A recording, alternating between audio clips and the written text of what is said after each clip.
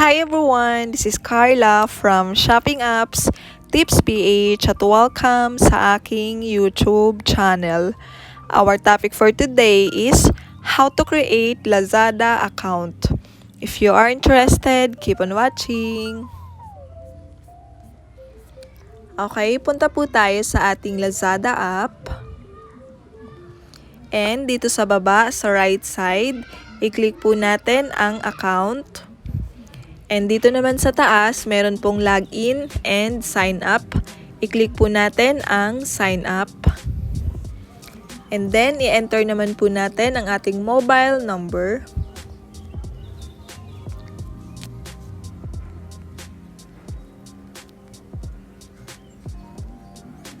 And then, i-click po natin ang send code via SMS.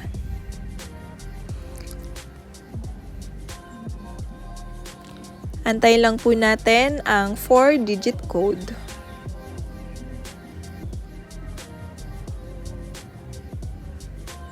So, yun, naka-receive na po ako ng 4-digit code.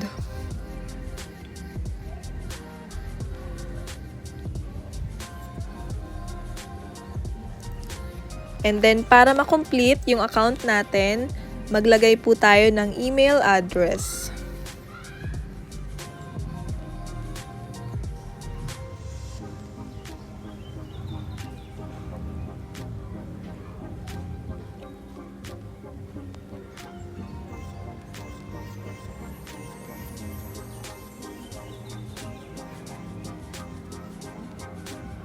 And then, maglagay din po tayo ng username.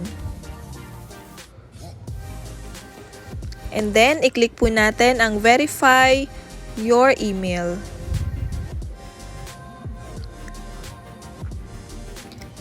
Okay, punta lang po tayo sa ating Gmail para makita po natin doon ang 6-digit code.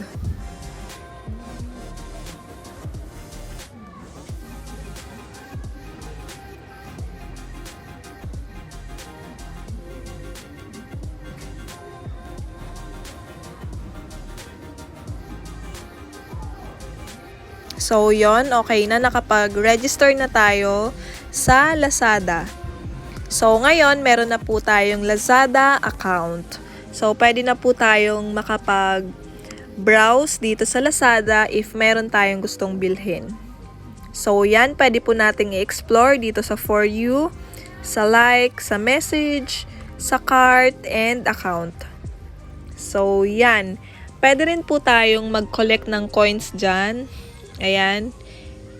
Pwede po nating i-click yung check-in para makakollect tayo ng 40 coins.